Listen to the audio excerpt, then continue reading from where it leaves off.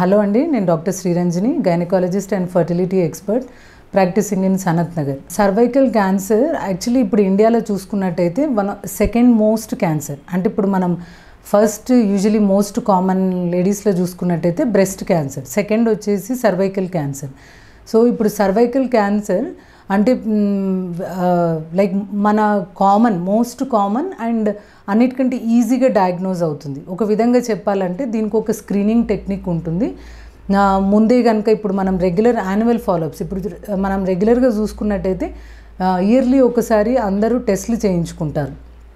Like blood test అనుకోండి, అంటే హెల్త్లో ఏమైనా తేడా ఉందా లేదా చూసుకోవడానికి రెగ్యులర్ అల్ట్రాసౌండ్ స్క్రీనింగ్, ఆ కామన్ రొటీన్ బ్లడ్ టెస్ట్లతో పాటు ఒక లేడీ వన్స్ అంటే ఒక 20-25 సంవత్సరాలు దాటిన తర్వాత అరౌండ్ 60 years దాకా ఈ ప్యాప్స్మియర్ అనే టెస్ట్ చేయించుకోవాలి.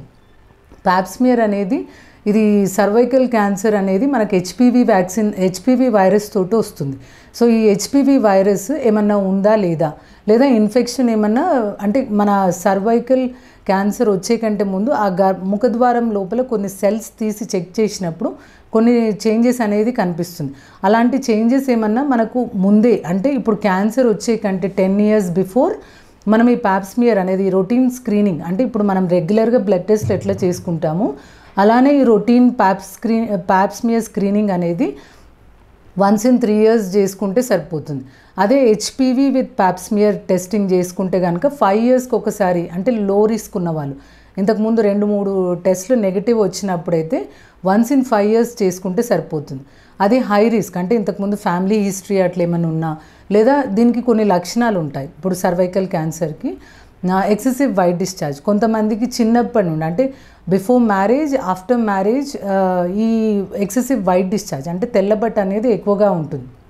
సో ఇట్లా కొన్ని లక్షణాలు, అంటే తెల్లబట్ట ఉండి ఆ తెల్లబట్టలో కొద్దిగా స్మెల్, అంటే repeated white discharge with infections, అంటే స్మెల్ రావడం కానీ, కింద దురద, లేకపోతే మెన్సెస్ మధ్యలో బ్లీడింగ్ అనిపించడం, అంటే భార్యాభర్తలు కలిసినప్పుడు ఆ ఎరుపు కనిపించడం జరుగుతుంది.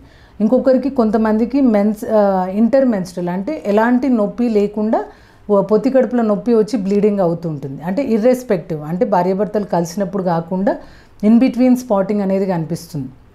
సో ఇలాంటి ఏమన్నా అబ్నార్మల్ బ్లీడింగ్, లేదా వైట్ డిశ్చార్జ్, లేదా తెల్లబట్ట కొద్దిగా నీస్ వాసన, అంటే స్మెల్ లాగా వచ్చిన ఎక్సెసివ్ డిశ్చార్జ్, అంటే ఇంతకు ముందు బాగానే ఉండి ఇప్పుడు సడన్గా పొత్తి కడుపులో నొప్పి వచ్చి రిపీటెడ్ వైట్ డిశ్చార్జ్, అంటే తెల్లబట్ట అవుతున్నప్పుడు ఒకసారి బేసిక్, అంటే మీ గైనకాలజిస్ట్ దగ్గరికి వెళ్తే ఆ గర్భాశయం ముఖద్వారం ఎలా ఉందనేది ఒకసారి చెక్ చేసి, అవసరం అనుకుంటే ముందు ఏదైనా ఇన్ఫెక్షన్ ఉంటే దానికి ట్రీట్మెంట్ లాగా పెట్టి, దాని తర్వాత ఆ గర్భసంచి నుండి వచ్చే ఆ తెల్ల వైట్ డిశ్చార్జ్ని తీసి మనం ట్రాన్సిషనల్ జోన్ అంటాం, అంటే ఎక్కడైతే సర్వైకల్ క్యాన్సర్ స్టార్ట్ అవుతుందో అక్కడ నుండి సెల్స్ తీసి టెస్ట్ చేస్తాం.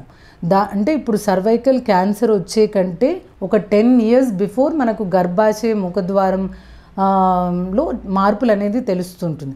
సో ఇలాంటి ఏమన్నా ఉంటే దానికి ప్రాపర్ ట్రీట్మెంట్, అంటే చిన్న ఇన్ఫెక్షన్స్ ఉన్నా మొత్తం ప్రాపర్గా ట్రీట్మెంట్ తీసుకొని, ఏదైనా ఫ్యామిలీ హిస్టరీ అట్లా ఏమన్నా ఉన్నప్పుడు ఇంకా అంటే ఎక్కువ common regular visits, regular Pap smear అట్లాంటి స్క్రీన్ చేసుకుంటూ ఉండాలి. దీనికి కామన్గా మనకు లక్షణాలతోటి ఎక్కువ తెలుస్తుంది.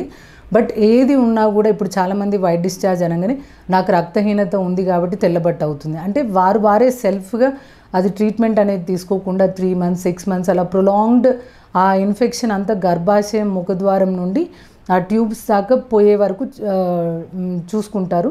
అలా కాకుండా ఎలాంటి ఇన్ఫెక్షన్ ఉన్నా, లేదా మీకు రెగ్యులర్ సైకిల్ కంటే మధ్యలో ఏమన్నా ఇట్లా బ్లీడింగ్స్, అంటే ఇర్రెగ్యులర్ బ్లీడింగ్ అవుతున్నా ఒకసారి వెళ్ళి చెక్ చేసుకోండి. అంటే and Pap smear is the best test. అంటే ఇప్పుడు సర్వైకల్ క్యాన్సర్ మనకు వచ్చే కంటే ఒక 10 years బిఫోరే మనకు ఈ ప్యాప్స్మియర్ టెస్టింగ్ ద్వారా తెలుస్తుంది.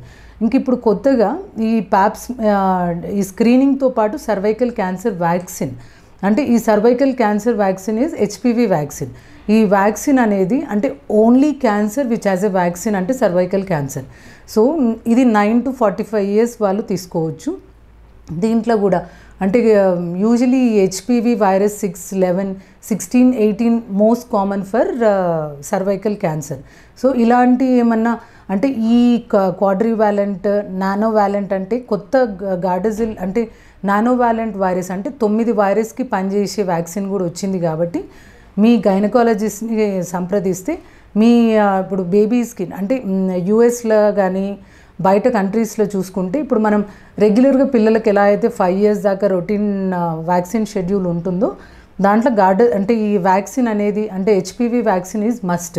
అంటే ఆడపిల్లలకైనా మగపిల్లగాళ్ళకైనా అలాంటిది. అంటే ఈ ఒక్క గర్భాశయ క్యాన్సరే కాకుండా ముఖద్వార క్యాన్సరే కాకుండా ఇంకా 5 అదర్ క్యాన్సర్స్ అంటే మగవాళ్ళల్లో అయితే పినైల్ క్యాన్సర్, ఏనల్ క్యాన్సర్, అమ్మాయిలలో వెజనల్ క్యాన్సర్, వల్వల్ క్యాన్సర్ ఇలా చాలా మటుకి పనిచేస్తుంది. కాబట్టి ఈ వ్యాక్సిన్ అవైలబుల్ ఉంది. కాబట్టి 9 to 45 years వాళ్ళు ఈ వ్యాక్సిన్ మీ గైనకాలజిస్ట్ని సంప్రదిస్తే హౌ టు టేక్ అనేది చెప్తారు. Thank you.